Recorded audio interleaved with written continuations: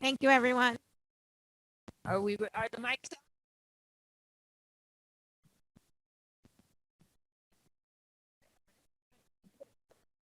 Hello?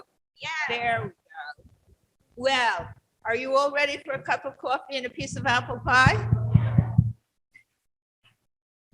What a wonderful movie. I'd now like to introduce the very talented new filmmaker, Lisa Hurwitz, who is the director and producer of the Automat.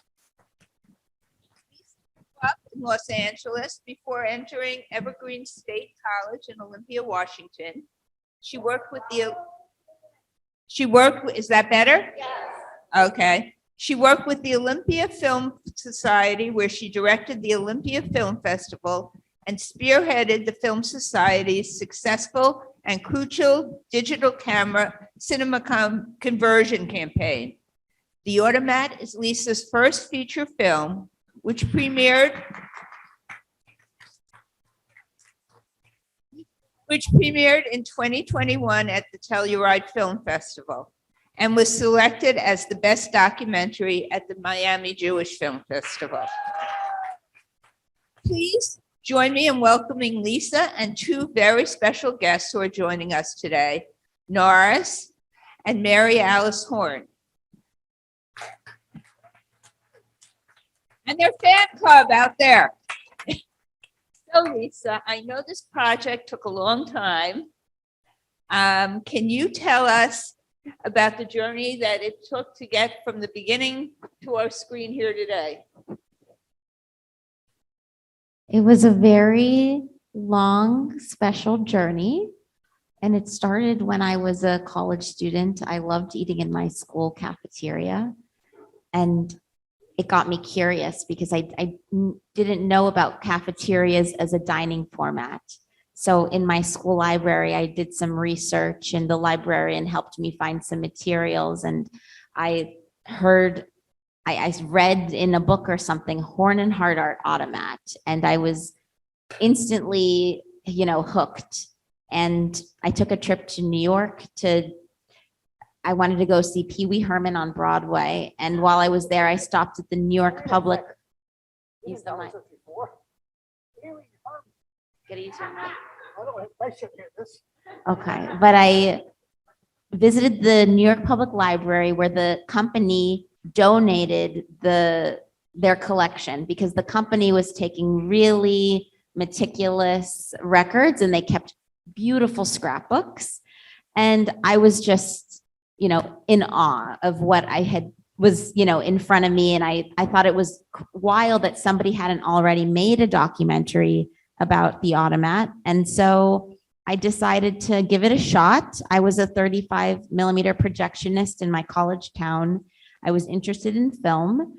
And this was just a project I worked on in my spare time over the course of many years. It began in 2013. My husband had hair then. So Norris, I have a very important question. Do you have a dolphin spout? Do you have one of the dolphin spouts? No, but I have a story about that. Put the mic in your, yeah. All right, so the answer is no. Hello? Okay? Yeah, you got it. All right, so the question was one of these Dowson spouts, what is it called? Dolphin spouts. So the answer is no, but I'll give you a mini episode when my father was alive, which is funny, okay? Not boring. One of my father's good friends was a guy named Jim McGoldrick. Jim McGoldrick was a graduate of Notre Dame. He was captain of the football team. Later on, went on to New York to be a very, very important lawyer. So now my father's, you can't tell from the video, but my father was he ran the Automats, the retail thing, vice president of operations. He had a separate office at 46th Street and Avenue of the Americas. So my father basically worked out of 46th Street. Jim McGoldrick one day went into an Automat, went up to the coffee machine, put his money in, pulled the spouts down, and nothing happened. Jim McGoldrick, this sophisticated lawyer, in the middle of the Automat, yells and screams, "Norris!" My father's behind the machines there or something. Jim McGoldrick actually told that story about himself when we had a dinner with him once night. So that's a little fun. Thank Nobody laughed. I'm sorry. Lisa, can you tell us how you got all the great interviews in this movie? Well, it was a lot of luck, I would say. A couple of the interviews came through that movie theater that I was working at during college. We would have some special guests come through. One of them was a screenwriter who happened to be friends with Mel Brooks. And so the screenwriter found out that I was working on this film, and the screenwriter loved going to the Automat. It was a very special place for him. So he thought he would mention it to Mel, and Mel was very interested, and Mel came on board, and then Mel said, we got to get Carl Reiner. So Mel got Carl, and Elliot Gould also came through that theater as a guest that I worked at. Howard Schultz lived in Seattle, which was where I was living, and it's a very small Jewish town there. So it was, pretty easy to get to Howard. Let's see, who did I leave? Ruth Bader Ginsburg and Colin Powell. So I had seen Ruth Bader Ginsburg in the documentary about Sturgeon or Russ and Daughters. It was called Sturgeon Queens. And I figured, wow, if Ruth Bader Ginsburg ate at Russ and Daughters, she probably also ate at the Automat. And so I sent her a letter in the mail addressed to the U.S. Supreme Court, Ruth Bader Ginsburg, and I found Colin Powell's name on a list on Wikipedia of famous New Yorkers. So I thought, wow, he would be great. And so I found his fan mail address online, and I sent him a letter in the mail to his fan mail. And they both sent me back letters in the mail saying, I loved going to the Automat. It was a wonderful place, but I don't think I would have enough to say to make it worth your while to come all the way to DC, because I was living in Seattle at the time. And so I sent them both back letters saying, even if you only have a couple of sentences to say, it would be incredible for the film. And so then they agreed. And to seal the deal, I said to him, I'm coming to interview Ruth Bader Ginsburg. To her, I said, I'm coming to interview Colin Powell. And then they said, fine. And we got a date in the calendar. I interviewed him on a Thursday and her on a Friday. So I have a lot more questions, but I know you do in the audience. I don't want to hog it here. So we will take questions. I believe there's a microphone in the audience that you can, right here. Thank you. This film focused just on the Philadelphia, New York area. We grew up in Camden, New Jersey, and there was a Horton and Horwitz in Camden. My question is, how far west has Horton and Horwitz been built? Did they go out to Chicago? Did they go out down south? What's the extent of Horton and Horwitz? The answer is no. I think the furthest they would gone out would be Camden, if you want. And there are places in Long Island, Roosevelt Field, Fresh Meadows, whatever. That's the extent of the geography expansion. Remember, to get the food, they had to get these trucks that would leave the commissary. That's the big building they showed you, okay? At 6 o'clock in the morning. So now the trucks would go, and a lot of the food was already on the trucks that you could just heat up. A lot of the food, like roast beef or something, would be butchered down there. I'll give you a small story. I'll make a story out of this, okay? They had in the commissary, there's one block in New York. The commissary was from 11th Avenue to 12th Avenue, a full block. Everything was there, including the corporate headquarters. So they had a butcher. This is a business discussion moment. They had a butcher shop there. The hides would come in on hooks. There were 5 or 6 deliveries that would happen every day. When I was working for the company for several years, I worked in the corporate headquarters doing bookkeeping, whatever. And for the 2 weeks that the guy who was sitting in the butcher shop taking notes and quality control, stuff would come in, he have to record the information, whatever. I worked in there. I saw what was going on. So I went home one night, I asked my father, I said, 3 trucks showed up today, 3 different companies with the same thing. And he said, what's the question? I said, why don't you use one, economies of scale? And the answer for anybody who's in business is, there's no way you want a business that has a raw material that you have one supplier. And I spent 50 years in a pharmaceutical medical device company, and that's one of the most critical issues. So I learned a lesson there, I didn't even know it. Long answer to a short question. We have another question, Randy?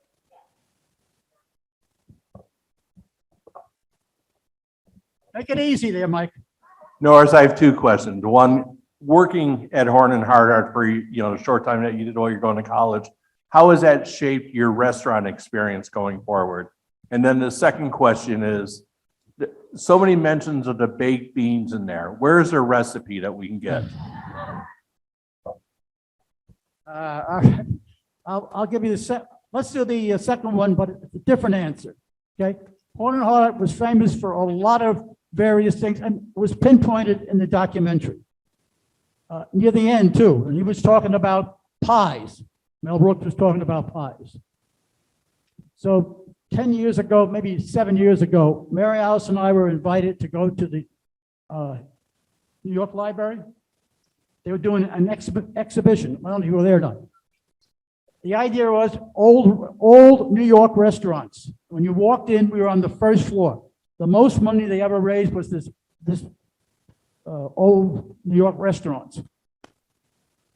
We met there, 2 people, a young lady and another lady who was like the second in command for the whole museum, library. And she was our tour guide. So she started to walk us around, and it took us 3 minutes to get to a display. They took some of this, that Lisa got the machines out of Ellenville, New York, and they were shipped down, and this was an actual display, all set up, all working. That was the highlight. She's pushing me over. I said, wait a second.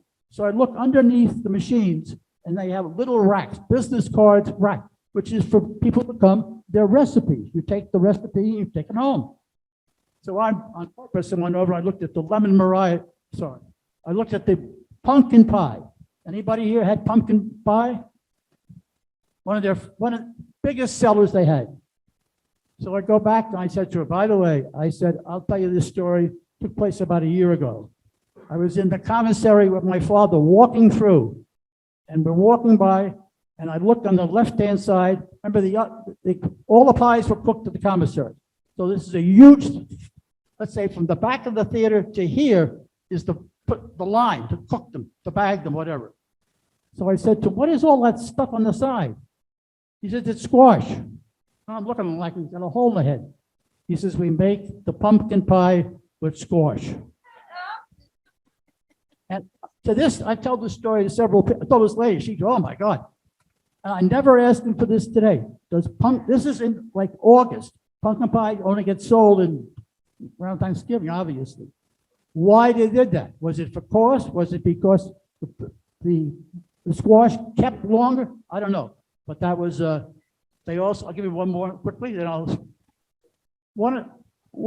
another time, my father and I were walking through the plant commissary. And I think that weekend my mother had been badgering about going to church or something. Nice story in my house. So my father was, so I think he told me this story on purpose. We're walking through and they're making clam chowder. Now, if you've seen movies or you see Sergeant Bilko, there's huge vats where they make the clam chowder. So he says to me out of the blue, he said, oh, by the way, do you know how they make the clam chowder? I said, well, no. He says they use beef stock, not chicken stock. This is on Good Friday for us Catholics, okay? I didn't tell my mother. She had a heart attack. I have a question. So this is the first time that Mary Alice and Norris have seen the film. They've been patiently waiting for it to come to North New Jersey. And I would like to hear your reaction to the film. Our grandson's reaction, if you recall that very dour-looking Uncle Joe picture, looks a lot like my husband, I realize. My son, when my in-laws died and we were cleaning the house out, there was a an oil portrait, huge thing, in my mother-in-law's basement. She didn't like him, so she put him down there. And our son used to visit, and he would go down and watch TV in the basement. And when the in-laws died, my son out in LA requested that painting. And I said, why in God's name would you want that? It's He an said- oil painting of the Yeah, original it's Mr. the Horn. oil He's looking painting. very serious. Yeah, very dour, very Yes. dapper. And my son saw this in LA, what, about 6 weeks ago Yes. with the family. And he said in the middle of it, my grandson, now the painting is hanging over the dining room fireplace. And you can imagine a 7-year-old seeing this, and he yelled out all over the theater, "That guy is in our dining room." So I just thought that was kind of cute. Second quick note, I will be much quicker than he. When I came home with this guy to my mother, she said to me, "What do you see in him?" He didn't pay attention to her. He didn't cater to her. He was he was not as subservient as most of the fellows I brought home. And my father-in-law came over, or my future father-in-law came over for dinner one night on Long Island. And he made the mistake of telling my mother, who would feed, the Irish and the English can't cook, but he made the statement to my mother, she would feed the entire town if they showed up. And he said to her, "You are a quantity cook, Mary. I am a quality cook." He had my personality. Yeah, he did. We're married 54 years, so at least my mother didn't have a heart attack at the time. The last thing is my husband accuses me of marrying him for his money, but I couldn't carry that many nickels.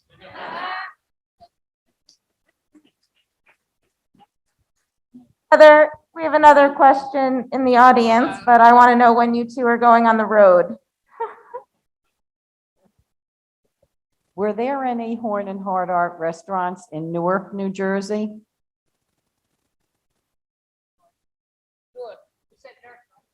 Newark. The answer is no. Jersey City, yes.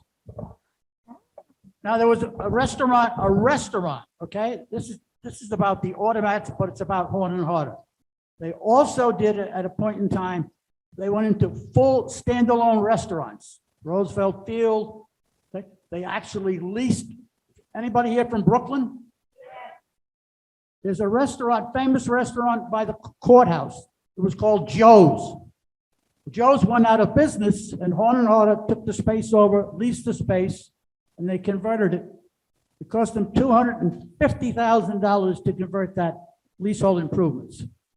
So if time permits, I will tell you a story about that. But the reason they went into these restaurants was to look for a second business model. The first business model, as described, was dying. So they went into, the first place they went into was Yonkers Mall. The headline store there was Wanamaker's. So this is a full-fledged restaurant with a liquor license for Horn and Harder. And they made a bundle. And the reason they made a bundle, at that time, there were like 6 million people that were in driving distance of this mall. 6 million. Most of them had lived there for years. So they decided they would go to Paramus, New Jersey, Roosevelt Field, other places like that, and sign long-term leases. But also, as described, the people who were supposed to go to those restaurants, they were coming home from New York, and they had a mortgage. They weren't going to restaurants at night. So that was a good idea, but that failed too. I also would like to know if you learned anything new that you didn't know from watching the film today. I felt very sad toward the end to watch the downfall. I really did. I'm glad that my father-in-law took our son Bill to see the last Horton and Hardart on 42nd Street before it closed. But I remember growing up on Long Island as a kid, and that was such a treat going into the city, never dreaming that I would marry Mr. Nichols. I'd like to clarify the Nichols story, okay? My father, when he went to Villanova, was in the Marines, and he had started his career with Horton and Hardart. His first job was to sit in this, when you walked in, there's this cashier doing the nickels. And I asked him the same question that you would ask. How did you know 20 nickels? He says, you could feel it. Okay? He said, well, he did get promoted, later on, but he got promoted to dimes. One thing that maybe you're wondering is, why there were more hard arts in the film than horns. It's interesting. So as you recall, Joseph Horn never had any children. The hard art children went on to become, presidents, and they stayed in the company a generation longer than the Horns did. So that's why you have Paul in the film, who's Paul, Marianne, maybe they're in their, late 40s or early 50s, but, they had parents who were top level in the company. And Marianne also, she co-wrote the book about the Automat, the coffee table book, which has the recipe for the beans in her book. And it's out of print now, but you can buy it on eBay. Recipe for the lemon pie, the pumpkin pie is incorrect in the book too. Right. They adapted it because the company recipes were for huge volumes of the commissary recipes. No, Different ingredients. but they had to scale it down for the Marianne and Lorraine. They adapted the recipes to make it for, 6 people instead of 600 people. Not easy to adapt a recipe like The that. raw materials were different. Right, exactly. It's true. Okay, we have another question from the audience. Toward the end of the movie, it appeared when they showed that one of the restaurants was closing, that when they auctioned it off, they indicated that, did Horton Hardock own the real estate? The question is, did Horn and Hardart own the real estate? They owned some of the real estate, some of the real estate leased. Because they, oh, I'm sorry. But Because they owned some of the real estate, were they able to close without having a loss in the business at the end? the place that they own were very good locations. So when they approached the various Burger King, McDonald's, whatever, one of the selling points is they had this location which Horn and Hardart owned. Okay, so they could make a better deal with Burger King.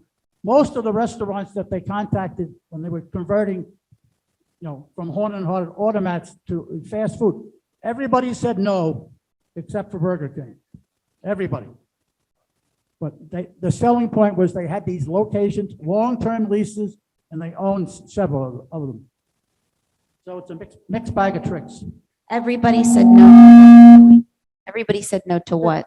When they Except were for Burger King. looking for somebody to take over these buildings, they went out to Burger King, McDonald's, yeah. Arby's, whatever, and offered them, do you want to get in business with us? Yeah. They didn't, by the way, the film is wrong.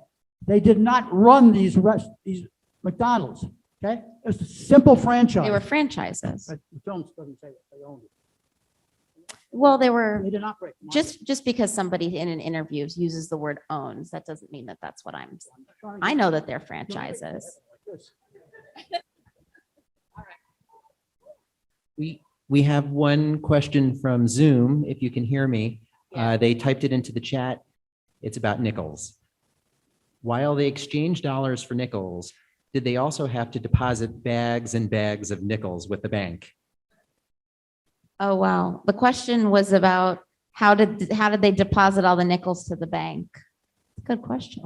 The answer is for all the automats, okay? About 6 o'clock in the morning, Brinks or somebody, maybe it's a different company at the time, they would show up. So I don't know, I assume that they gave them bags of nickels, and I'm sure that the bank put it through a machine or something. Lifting. Well, they had, But We have people another also would question. change their dollars into nickels. So I would think that, maybe the nickels would stay in circulation. And it was the I really dollars that were don't being know. handed into the bank. Maybe. both. But that's a good question. Tell the person in Zoom. Well, they can hear me. So that's a nice question. Zoom people keep sending us questions. I really don't have a question for you, but I wanted to tell you about one of my treasures. It's a postcard. Postcards you used to mail for a penny. This particular postcard I have been saving for a long time because it's a picture of the Horn and Hard Art store, restaurant on Times Square. And I've saved this postcard, for many years. I just want to let you know that I have a postcard, which I treasure, of the Horn Hard Art restaurant. Thank you. Question for you. The song at the end was fabulous. Can you tell us how it came to be? Mel was pretty, happy that I was doing this. Mel liked me, and he asked me what else he could do to help. And I had this kind of dream for an original song for the film. There's a very famous song, "Let's Have Another Cup of Coffee, Let's Have Another Piece of Pie." But I knew that I didn't want to spend all the money to license that song for the film.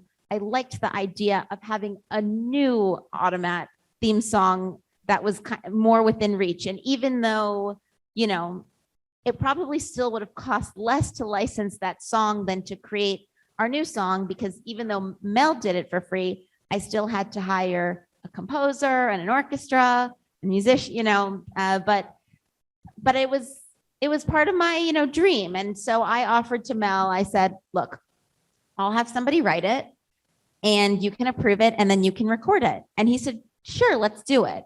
But then he called me back a couple weeks later and he said, Lisa, I think I've got something. And he started singing to me over the phone. And then he kept calling me every, few weeks. He'd have more. And then eventually he had written the whole thing, and pretty quickly too.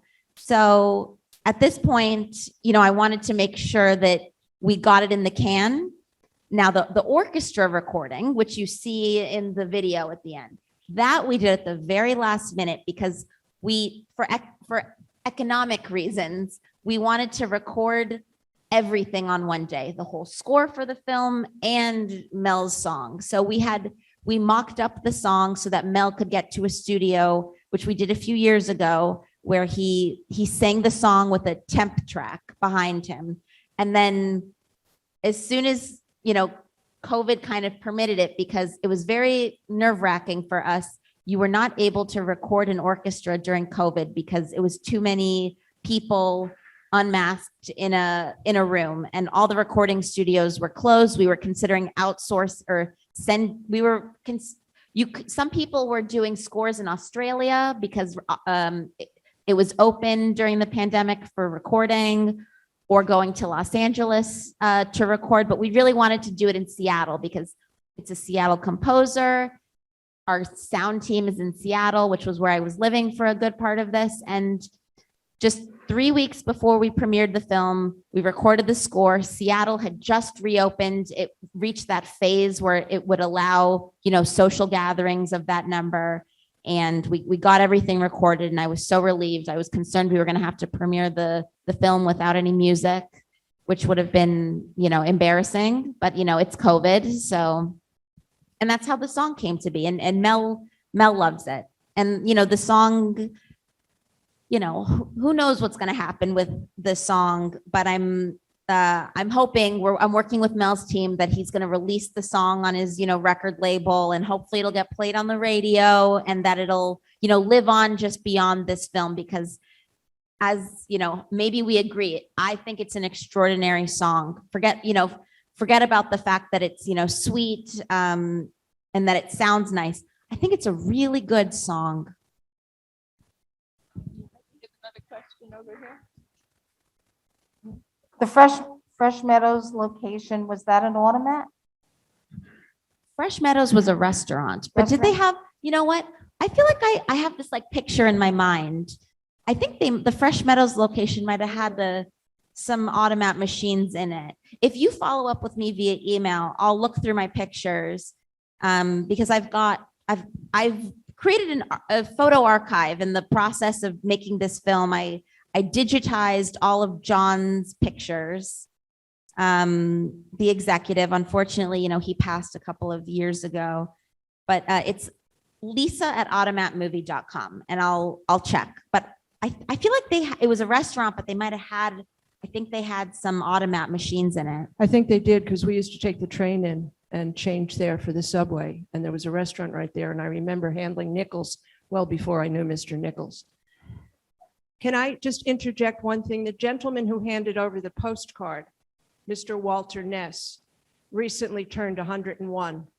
Oh my goodness. Happy Lisa, birthday. He's So still how did going you- strong. Just came back from his high school reunion yesterday in Brooklyn. Lisa, how did you? Did fund- anybody see anyone in the film that they knew other than Norris? Did anyone know anybody? No. I just asked because we're in New Jersey and we've got some characters from New Jersey, but anyways, go ahead with the next question. Lisa, how did you fund this project? Well, I just stumbled upon the Automat. I just loved my school cafeteria, and I was just reading about cafeteria history, and of all the different cafeterias I was reading about, I thought that the Automat was the most interesting one. It had an incredible story, and it was just different than the other cafeterias. The Automat was iconic. People from all over the world, all over the country, when they came to New York, they would want to go to the Automat. Everywhere I go, every city, it doesn't matter if it's Oxford, Mississippi, Seattle, Washington, everybody there, when we do the show of hands, there's always a lot of people, no matter where I am, that went to the Automat. This is something that really, it appealed to everyone. And I think that that's really incredible. Anything nowadays that can kind of, unite us, that we can agree upon, it's beautiful. I think it's a generational thing too, Lisa. Thank God that you've put this on film and recorded this, because generationally speaking, there is a whole slew of millions and millions of people out there who would have no clue. So thank you for doing that on behalf of the family and the Automats. Well, thank you. We have a couple more questions, but few this more. question was, if you could say how you got your funding. Before I do that, I'll just also add, I think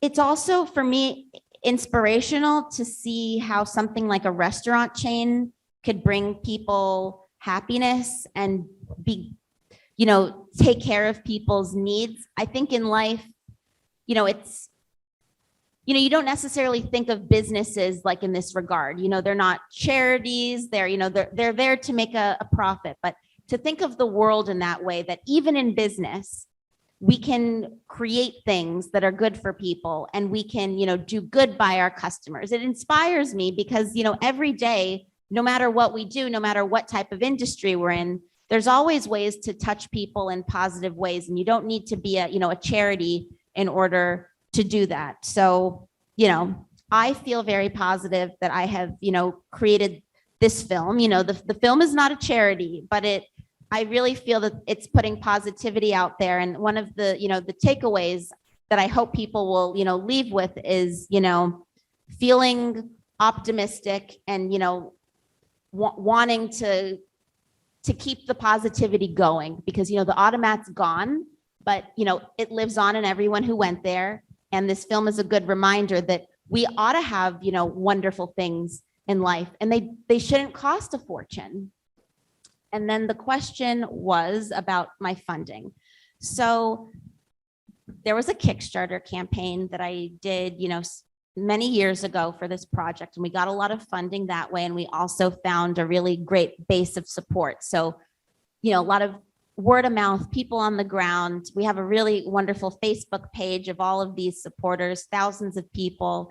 And then there were some grants, there were some individual donors, but it was slow. One way that documentaries get done faster is that you get all your funding at once. For this film, the funding kind of came in over time.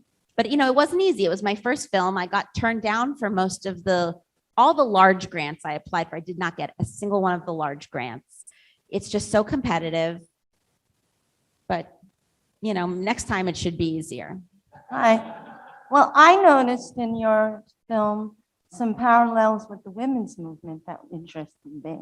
I was very interested, as you showed, how the number of stenographers in New York City grew. So did they grow as clientele at Horton Hardart? I thought that was very interesting. And also the marketing of the retail stores where the women, a mother, save time for mother. Wow, so mother can be a human being again and get out and do other things. So there seem to be some interesting parallels and implications there. Well, cafeterias were women's restaurants, not just the Automat. Horton Hardart was among so many cafeterias in New York City, but Horton Hardart outlived most of them. Hi, I'm guessing we've got a question from Zoom. We'll do that one next. But it's a beautiful part of the story in terms of the diversity piece and the way that Horton Hardart, they realized that, women were customers too. And they catered to, what women needed and what they liked. Not just women, but I think there was a certain democratic, with a lower D, democratic way of sitting among people that you might not normally socialize with. And I think that brought about, you talk about Colin Powell and Ruth Bader Ginsburg and some of the people who came to study or to visit or to just eat, but they sat together with people in minks and people in rags. So I think that was a beautiful part. And I have spoken to many Hardarts about this. And today we have the Horns, but usually at all these screenings, we have Hardarts because they had a lot of siblings. There's Hardarts, Irish Catholic. I don't know, like 50% of the screenings I go to across the country, somebody in the audience says, oh, by the way, I'm Marcy Hardart, or sometimes I know in advance, but it's just, because I'm very curious, and this is a question I get a lot. Was it intentional, the generosity? Was that a part of the thinking of the original Mr. Horn and Mr. Hardart? Or was it just part of their business model that they knew that people were going to like it? No, they wanted. What? Okay, Norris has got an answer. Part of my background, Right in your mouth. I lived at home until I was 26 years old. As a sidelight, I was told by my mother, go west. She said, get out of the house. So Never want to see you again. I was a finance accounting major. I didn't go west. I went to Puerto Rico and found this very attractive, rich woman. In any event, the generosity, I never heard of that. I lived at home all these years. I worked in the Automat, all the functions you looked at, filling the windows. I did all that stuff. So I had a very close relationship with my father. But Who didn't like my mother's cooking. I never heard from him of maybe he didn't want to brag, okay? But so that was something new for me. Okay, well, I think that you guys have a very special family.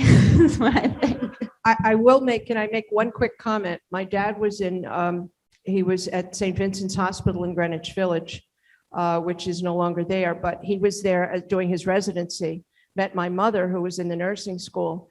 And when I brought home Horn, my mother made this face. And I said, what's wrong? She said, well, I guess he's okay because your father was in residency with a Hardart. A question up in Zoom. So you may have already answered this, but how did you get the idea of doing a film on cafeterias and then the Automat? You may So have we already. did answer that one. Do you have another one? Yeah, there is a second one. We'll pull that up in a second. Here it is. Just a statement, really. It's rare to find a coffee shop or diner with decent coffee. I found it remarkable about how important it was to buy expensive beans so that excellent coffee was served despite the cost, exclamation mark. So I think we're going to finish this up, but I have two questions for you, Lisa. What's the future of this film? Where is it going? And what's next for you? Well, the film is playing theatrically right now across the country in different theaters. So you can go to automatmovie.com to see all the listings. In terms of when it's going to be available very easily for everyone, starting June 3rd, the film can be purchased from the iTunes store and on pay-per-view channels. So I would appreciate it very much if you enjoyed this film to please let somebody know and recommend it to them. And then what's next for me beyond this? I am working on a romantic comedy that I have co-written. It is in the vein of My Big Fat Greek Wedding and takes place in Italy. It's all in English. And I'm going to be directing that film, and I've co-written it. And when is it coming out? That'll probably come out in a couple years. I have one more question from the audience to close. This is a very technical question. How did you keep the food hot or warm enough and not dry it out? If you look at most of the pictures of the Automat photographs, all you see is the windows.